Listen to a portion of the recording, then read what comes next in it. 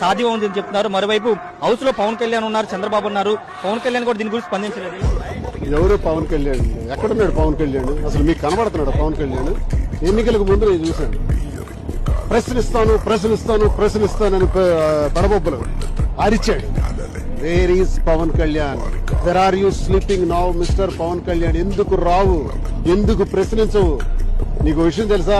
ప్రతిపక్షంలో ప్రతి ఓడు ప్రశ్నిస్తాడు, అధికార పక్షంలో వస్తే నోరుకు స్టిక్కర్ పడిపోతుంది. ఎందుకో తెలుసా?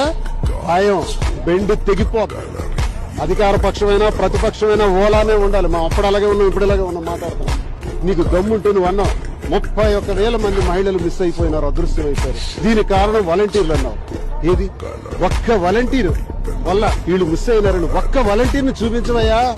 లేదు, 31,000 మంది అదృశ్యమయ్యారు, కేంద్ర నిఘా బృందాలు చెప్పాయి అన్నావు కదా. ఎంతమంది మహిళల్ని వెనక్కి తెచ్చావయ్యా మిస్టర్ డిప్యూటీ సీఎం?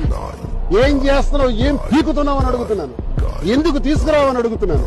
పైగా నువ్వే కదా సూపర్ సిక్స్ అని చదివావు. సూపర్ 6 లో 19 సంవత్సరాల నుంచి 59 సంవత్సరాల వరకు చంద్రబాబు నాయుడు గారు ఇస్తామన్నారు 1,500 రూపాయలు. ఇచ్చారా? ప్రశ్నించవా?